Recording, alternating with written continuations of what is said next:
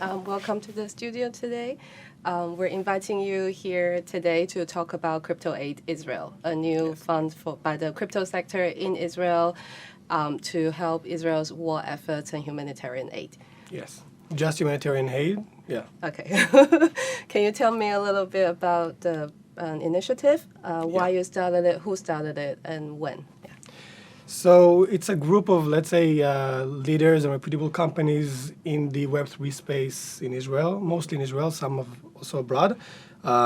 It was on Sunday morning, like a day after October 7th, basically, the horrific day. Ben Samucha, one of the influencers in Israel, also the one who maybe started the initiative, talked to me and told me that he want to do something, and we have to do something. You can't just sit home and watch TV and do nothing.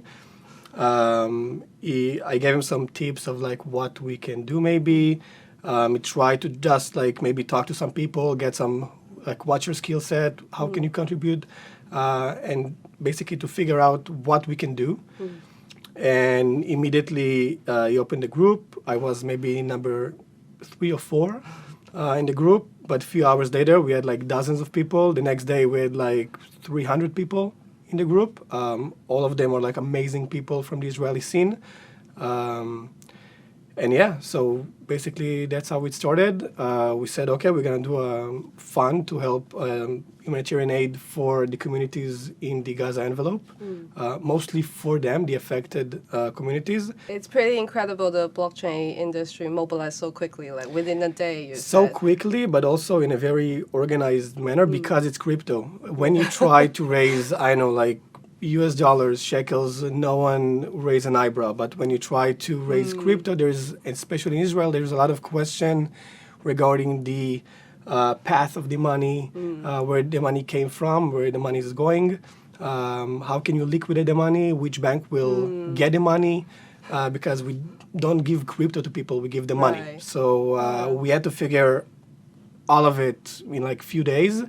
And it was amazing because we had to actually talk to the banks, the Bank of Israel, different authorities to give us the green light to operate, and different companies like Fireblocks, like Bits of Gold, like Iron Blocks, that Nilus, that basically help us build the framework to liquidate the money and get the money fast to where it should be. Wow, you faced a lot of unusual challenges. Unusual challenges in a very short time. Yeah.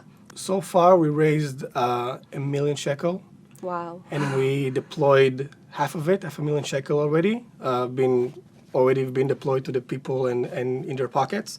And we have a committee that basically, like a monetary committee, that decides how to deploy the fund, and then we have another way to actually deploy the funds. People that have the private keys and all the multi-sig, but we have the monetary committee. They decide every week how to deploy the funds. So far, we helped Zaka, which is the organization, the basically first response that helped to identify and evacuate basically dead bodies. So we helped them to get protective gear, like immediately. Lev Echad, Amutat Eshkol, which is the nonprofit who kind of like the umbrella nonprofit of the Gaza envelope communities, or at least part of them. We also gave to different communities like directly because they're not part of this nonprofit. So we gave them directly. Each community got, I think, like 70,000 shekels. Okay. Also for mental health, different, like a lot of areas, we try to basically cover everything. And of course, with the money that we have, if we had 200 million, we will get more, and hopefully we'll get there.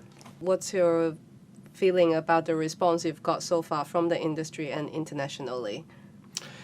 So it's mixed. Of course, I know there is a lot of, like anyone has some kind of an opinion on Israel and Israelis, and it's okay. They're eligible to have whatever opinion they have. But after October 7, I think when we talk to people, none of them really understand the magnitude of like the horror that happened here.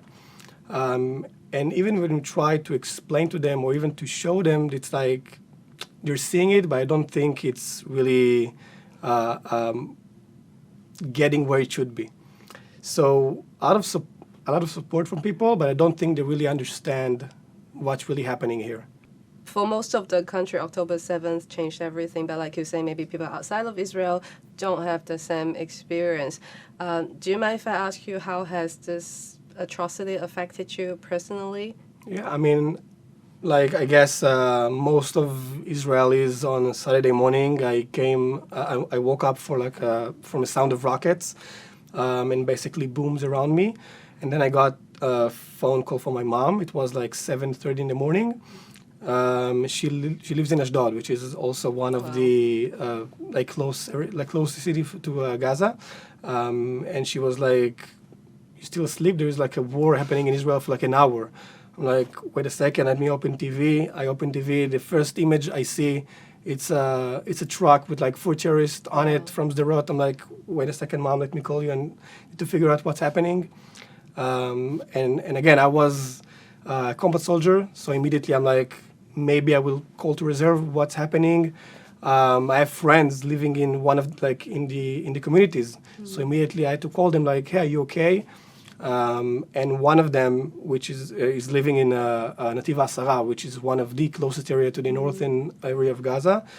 They, I think, were the first community that got hit with the gliders. Oh, wow. One of the gliders landed in front of his house. His parents and younger brother were like in the house. They heard anything.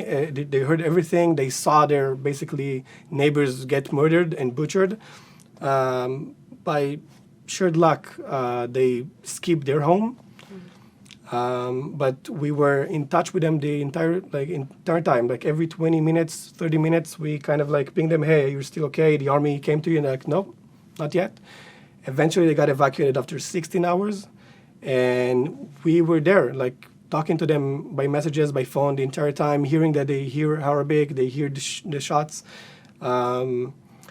And you kind of feel, I think it's the first time that you feel that you're out of control and like you don't know what to do, how to help, because you don't even have a clear image of what's happening.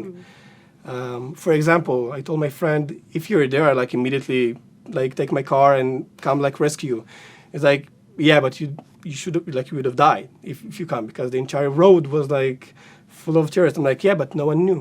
Thank you for all the work Thank you for inviting me. Israel is doing. And I really hope that people will keep donating, and then we can help with more people and more nonprofits and more areas. And yeah, Thank you. eventually we'll win. Yes, Thank you you. will.